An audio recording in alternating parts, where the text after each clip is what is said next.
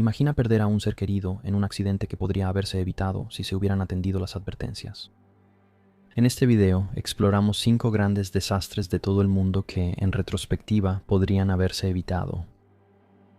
Ahora, antes de entrar en esto, solo quería decir algo realmente importante. Si no solo quieres apoyar al canal y a nuestro equipo, sino que también quieres videos exclusivos que no son aptos para YouTube, como videos sobre conspiraciones que literalmente nos harían ser expulsados de YouTube, entonces considera apoyarnos en Patreon. Lo estamos haciendo muy fácil y accesible para apoyar, con un solo nivel sencillo de $5 al mes que te da acceso a contenido detrás de cámaras que no podemos subir a YouTube. Esto incluye nuestros videos de Demasiado para YouTube, nuestros documentales de mentes asesinas y publicaciones y encuestas detrás de cámaras. Es de gran ayuda para apoyar lo que hacemos aquí, en el siempre desafiante mundo de YouTube, con la plataforma llena de contenido basura de IA y de una competencia por ver quién grita más fuerte.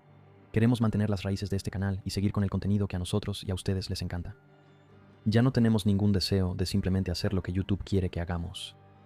Pero claro, eso tiene un costo, por eso el apoyo en Patreon es tan importante para el canal. Así que considera unirte hoy por solo $5, o échale un vistazo a Top 5s para conseguir un gorro de I Believe o una sudadera clásica OG Top 5s. Gracias por escuchar, y ahora, sin más preámbulos, apaga las luces, relájate y disfruta.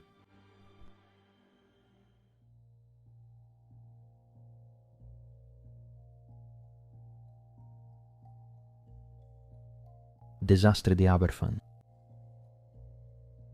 A principios de octubre de 1966, una niña galesa de 10 años, llamada Errol May Jones, tenía algo importante que contarle a su madre. «Mami», dijo, «no tengo miedo de morir». «Eres demasiado joven para estar hablando de la muerte», le respondió su madre. «¿Quieres una paleta?». Unas semanas después, el 20 de octubre, Errol May se despertó después de tener un sueño memorable. «Mami, déjame contarte sobre mi sueño de anoche», dijo ella. «Cariño, no tengo tiempo ahora, cuéntamelo después». «No, mami, tienes que escuchar», insistió ella. «Soñé que fui a la escuela y no había escuela ahí. Algo negro había caído sobre la escuela». La madre de Errol May no le dio mucha importancia al sueño de su hija. Después de todo, vivían en Aberfan, Gales, un pueblo minero en dificultades que estaba dominado por una enorme escombrera de carbón que durante muchos años había preocupado a los residentes locales. Así que simplemente asumió que el miedo de su hija a la omnipresente escombrera lo había provocado. El viernes 21 de octubre de 1966, Errol May fue a la escuela primaria Pantglas, como de costumbre, pero nunca regresó a casa. A las 9:15 am, apenas unos minutos después de que los estudiantes llegaran a la escuela para el último día antes del receso de mitad de trimestre, la escombrera de carbón que se alzaba sobre la escuela colapsó. Toneladas de lodo de carbón, agua y rocas se deslizaron hacia el pueblo de abajo, destruyendo todo a su paso, incluyendo casas, árboles y la escuela Pantglas.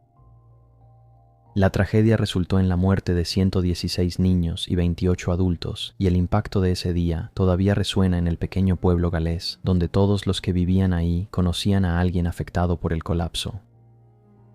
Pero ¿se podría haber evitado este desastre si se hubieran atendido las advertencias sobre la escombrera que seguía creciendo? Bueno, la respuesta abrumadora es sí. Había 7 escombreras en las colinas sobre Aberfan, donde se arrojaban desechos de la extracción química del carbón, junto con partículas finas de carbón y ceniza. Sin embargo, en 1966, solo la escombrera 7 estaba en uso y tenía una altura de 111 pies, significativamente por encima del límite recomendado. Había sido construido sobre un terreno que contenía manantiales, y con el tiempo, estos manantiales saturaron los desechos, convirtiéndolos en un montón de lodo líquido. En los años previos al desastre, hubo varias señales de advertencia que indicaban que la escombrera 7 era inestable. En mayo de 1963, el vertedero experimentó un ligero desplazamiento, seguido de un deslizamiento más significativo en noviembre del mismo año. En ese momento, la Junta Nacional del Carbón afirmó que este movimiento no fue un deslizamiento, sino más bien una corrida de relaves, la cual aseguraron que era un escurrimiento de relaves desde la superficie del vertedero que no afectaba su estabilidad. Después del deslizamiento, la Junta Nacional del Carbón dejó de depositar relaves en la escombrera 7. Sin embargo, el material de desecho minero normal continuaron siendo depositados. Los residentes locales y funcionarios advirtieron repetidamente a la Junta Nacional del Carbón sobre los peligros asociados con la escombrera 7, especialmente por su ubicación precaria sobre manantiales naturales. Sin embargo, a pesar de estas preocupaciones, las advertencias fueron ignoradas, permitiendo que el vertido continuara. En 1963, el ingeniero D.C.W. Jones, del Consejo Municipal de Merthyr, escribió a la Junta Nacional del Carbón, calificando el uso de lodo fluido en la escombrera como extremadamente grave. Advirtió que no podría mantenerse estable durante el invierno o lluvias intensas. En 1964, un concejal expresó una preocupación similar, afirmando que la inestabilidad de la escombrera podría amenazar a la escuela cercana. Pero, una vez más, esta advertencia fue ignorada por la NSB. En 1965, dos madres con hijos en la escuela primaria Pant Glass presentaron una petición al director de la escuela sobre las inundaciones causadas por la escombrera 7, la cual fue enviada al consejo. Pero no se tomó ninguna medida. En octubre de 1966, una cantidad de lluvia sin precedentes saturó la escombrera número 7, y en la noche del 20 al 21 de octubre, la cima de la escombrera se hundió entre 2.7 y 3 metros, provocando que los rieles usados para transportar los desechos cayeran en el agujero recién formado. Los trabajadores descubrieron el movimiento a las 7:30 de la mañana cuando llegó el primer turno matutino. Un trabajador fue a la mina para reportar el deslizamiento y regresó con el supervisor responsable de las escombreras. Pero se determinó que no se realizaría más trabajo ese día y que se establecería una nueva posición de vertido la semana siguiente. Pero ya era demasiado tarde. A las 9:15 am, una gran cantidad de escombros saturados de agua se desprendió de la escombrera, fluyendo cuesta abajo a velocidades entre 11 y 21 millas por hora. Las olas negras alcanzaron alturas de 6 a 9 metros. La avalancha golpeó la escuela primaria Pant Glass, envolviendo gran parte del edificio y llenando los salones de clases con lodo, fango y escombros. De los 240 estudiantes inscritos, 109 niños y 5 maestros perdieron la vida. La escuela secundaria adyacente también resultó dañada, junto con numerosas casas. Los residentes locales corrieron al lugar y comenzaron a excavar entre los escombros con las manos desnudas, algunos usando herramientas de jardín. Los sobrevivientes fueron trasladados a varios hospitales de la región. Algunos fueron declarados muertos al llegar, otros seguían atrapados entre los escombros. La edad de los niños que perdieron la vida estaba entre los 7 y los 10 años. Mientras el pueblo entraba en luto y la prensa mundial llegaba a la aldea llena de dolor, se inició una investigación. Como era de esperarse, la culpa recayó firmemente en la Junta Nacional del Carbón debido a su negligencia y la falta de una política adecuada para manejar los montones de residuos. El tribunal describió las acciones de la Junta Nacional del Carbón como una historia aterradora de ineptitud y torpeza. Ignoraron todas las advertencias sobre la inestabilidad de la escombrera número 7 y continuaron acumulando desechos en el montículo empapado de agua. En una traición más al pueblo de Aberfan, el gobierno, de manera polémica, retiró 150,000 libras del fondo para el desastre de Aberfan, que había sido recaudado para las víctimas, para cubrir los costos de retirar los montones restantes. Este dinero no fue devuelto hasta 1997.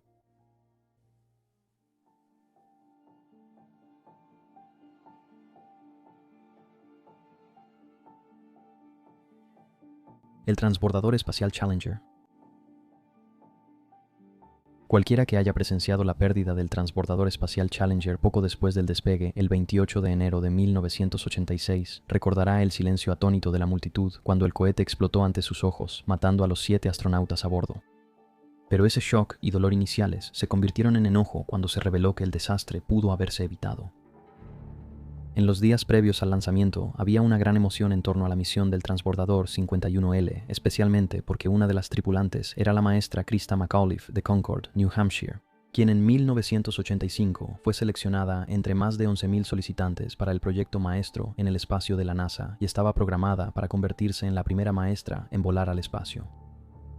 Como parte de la misión, ella planeaba realizar experimentos y dar 2 lecciones desde el Challenger. Su participación tenía como objetivo enfatizar la importancia de los maestros e inspirar a los estudiantes a seguir carreras en campos de alta tecnología. La cobertura mediática del lanzamiento atrajo la atención mundial, con personas de varios países sintonizando para ver el evento junto con estudiantes de la escuela de Krista y su familia. Sin embargo, sin que ellos lo supieran, la misión había enfrentado desafíos desde el principio, lo que resultó en múltiples retrasos. Esta situación se complicó aún más la noche antes del despegue, ya que Florida experimentó una fuerte ola de frío que cubrió la plataforma de lanzamiento con una gruesa capa de hielo, lo que llevó a otra pausa.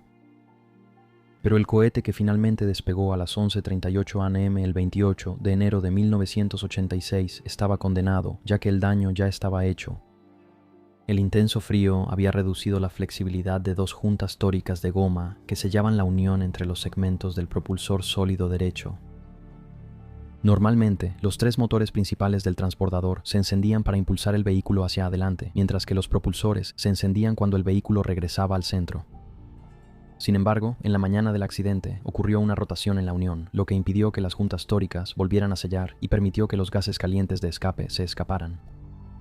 A medida que el vehículo ascendía, la fuga empeoró, lo que provocó que una llama de 2,4 metros saliera del agujero después de 59 segundos. Esta llama se expandió a 12 metros y erosionó uno de los tres soportes que aseguraban la base del propulsor al tanque externo que transportaba hidrógeno y oxígeno líquidos. Aunque el empuje estaba ligeramente retrasado dentro de los límites, los sistemas de dirección intentaron compensar y el soporte se rompió.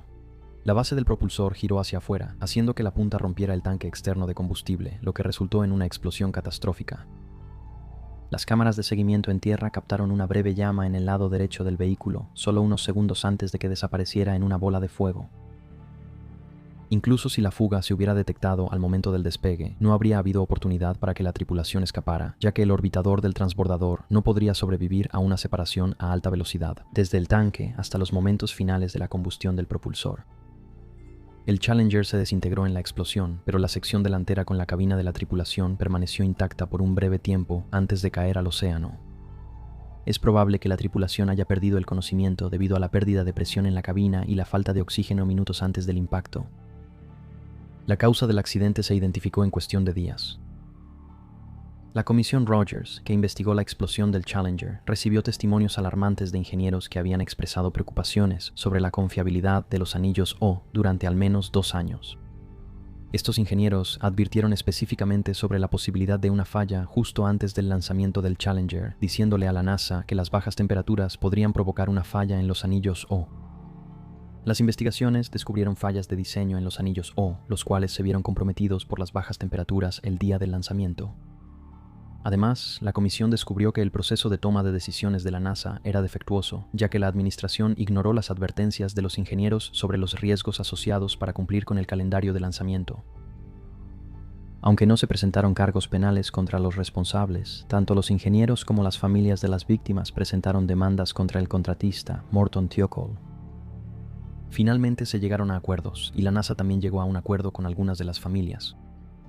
Una pequeña compensación por la pérdida evitable de vidas de ese día.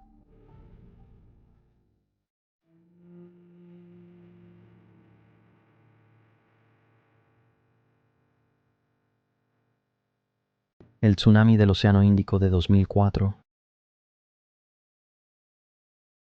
El 26 de diciembre de 2004, a las 7:58:53 hora local, un poderoso terremoto de magnitud entre 9.2 y 9.3 sacudió la costa oeste de Aceh, Indonesia.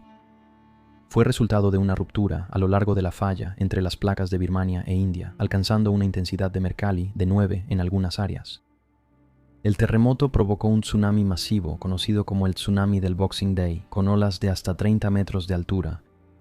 El desastre afectó a 14 países, cobrando aproximadamente 227.898 vidas, especialmente en Aceh, Sri Lanka, Tamil Nadu, India y Khao Lak, Tailandia. Sigue siendo el tsunami más mortal de la historia y uno de los peores desastres naturales jamás registrados. El alto número de muertes se debió en parte a la falta de advertencias para muchas comunidades. Los sistemas locales de alerta temprana creados por el ser humano, incluidos los sensores de marea y terremotos, no emitieron alertas claras. Muchos de estos sensores no funcionaban debido a problemas de mantenimiento y varias zonas costeras no contaban con sistemas de sirenas de alerta de tsunami. Además, hubo desorganización en las comunicaciones, por lo que muchos mensajes de texto no llegaran a los teléfonos móviles en las zonas amenazadas o no fueran leídos. Sin embargo, ahora se cree que algunos residentes recibieron advertencias de la naturaleza que en ese momento no comprendieron. En las horas previas a que la oleada de agua azotara las costas, los aldeanos observaron a elefantes y perros corriendo hacia el interior. Estos animales parecían percibir el peligro inminente e hicieron esfuerzos por escapar. Los testimonios de testigos presenciales señalaron que los elefantes se trasladaron a terrenos más altos, los flamencos abandonaron sus zonas de anidación bajas y los perros se negaron a salir. En la aldea costera de Bangkok, en Tailandia, los habitantes locales informaron haber visto a una manada de búfalos cerca de la playa que aguzaron el oído y miraron hacia el mar. Momentos después, corrieron en estampida hacia la cima de una colina cercana, justo antes de que el tsunami golpeara. Los sobrevivientes también informaron haber visto animales como vacas, cabras, gatos y aves moviéndose deliberadamente tierra adentro poco después del terremoto y antes de que el tsunami golpeara. A lo largo de la costa de Cuddalore, en la India, donde miles de personas perecieron, el servicio de noticias indoasiático informó que se encontraron búfalos, cabras y perros ilesos. La creencia de que los animales salvajes y domésticos poseen un sexto sentido y saben de antemano cuándo va a temblar la tierra ha existido durante siglos. Los expertos en vida silvestre creen que el oído más agudo de los animales y otros sentidos podrían permitirles escuchar o sentir la vibración de la tierra, alertándolos sobre un desastre inminente mucho antes de que los humanos se den cuenta de lo que está pasando. El tsunami mató a más de 200.000 personas en una docena de países. Sin embargo, se reportaron relativamente pocos animales muertos, lo que reavivó la especulación de que los animales de alguna manera perciben los desastres inminentes. ¿Qué opinas sobre esto?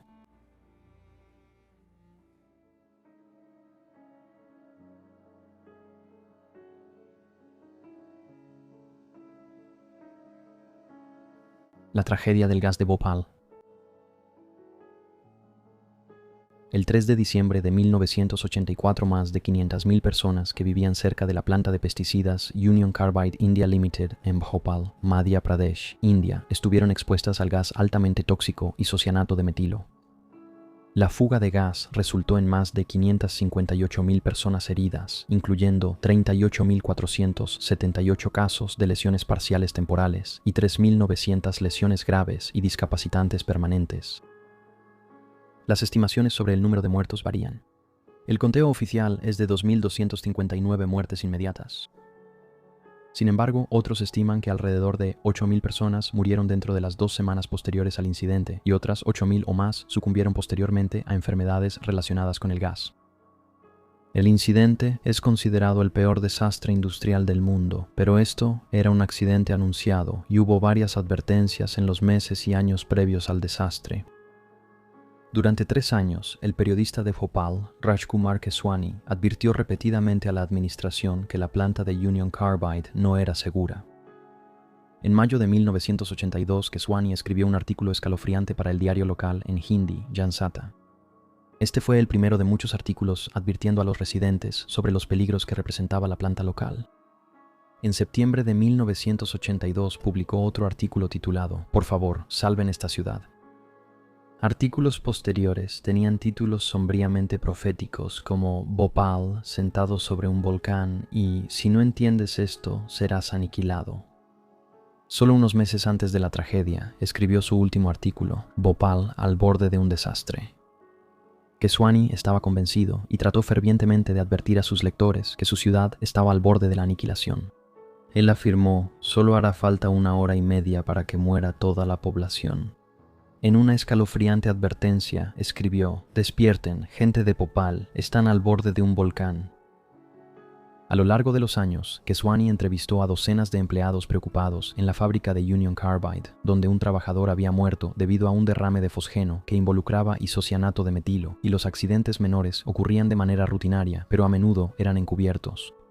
Se acercó a los políticos para advertirles sobre las condiciones peligrosas en la fábrica, pero no se tomó ninguna medida. Las cartas de advertencia que envió al entonces ministro en jefe Arjun Singh también fueron ignoradas. El 5 de octubre de 1982 ocurrió otra fuga, lo que llevó a la hospitalización de cientos de residentes de las comunidades cercanas. Esta fuga involucró cantidades significativas de isocianato de metilo, ácido clorhídrico y cloroformo. En respuesta, el sindicato de trabajadores imprimió y distribuyó cientos de carteles por toda la comunidad advirtiendo «Cuidado con los accidentes mortales». Las vidas de miles de trabajadores y ciudadanos están en peligro debido al gas venenoso. En respuesta, Arjun Singh aseguró a la asamblea que él personalmente había inspeccionado la planta de Union Carbide y no encontró nada malo. Sin embargo, claramente este no fue el caso. El 3 de diciembre de 1984 ocurrió una fuga de gas sin ninguna advertencia. Los efectos iniciales de la exposición al gas isocianato de metilo incluyeron tos, irritación severa en los ojos, sensación de asfixia, ardor en las vías respiratorias, dificultad para respirar, dolor de estómago y vómitos. Las personas que experimentaban estos síntomas huyeron de la planta. Aquellos que corrieron inhalaron aún más gas. Debido a su estatura, los niños y otras personas de menor altura inhalaron concentraciones más altas del gas, ya que el isocianato de metilo es aproximadamente 2 veces más denso que el aire y tiende a asentarse más cerca del suelo en un ambiente abierto. Para la mañana siguiente, miles de personas habían muerto. Las principales causas de muerte incluyeron asfixia, colapso circulatorio reflejo y edema pulmonar. Las personas que sobrevivieron enfrentaron consecuencias a largo plazo, incluyendo cáncer, ceguera y pérdida de sus medios de vida. La comunidad sufrió enormemente, agravado por el hecho de saber que Union Carbide estaba al tanto de los peligros, al igual que el gobierno, pero no hicieron nada al respecto.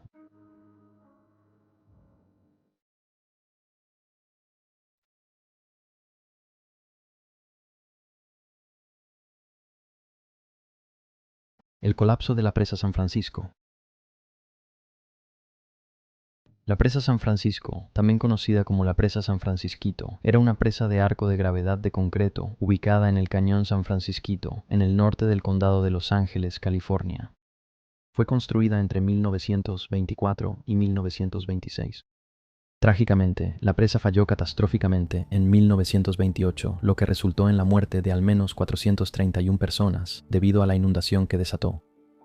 Este desastre es considerado uno de los peores fracasos de la ingeniería civil en la historia de Estados Unidos y marcó la tercera mayor pérdida de vidas en la historia de California.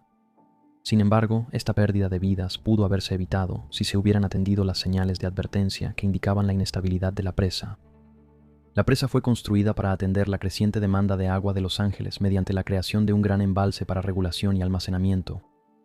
Con una altura de 205 pies, la presa de arco de gravedad de concreto fue diseñada para almacenar agua de la principal fuente de agua de la ciudad, el Acueducto de Los Ángeles, que transporta agua desde el Valle de Owens, ubicado a 200 millas al norte.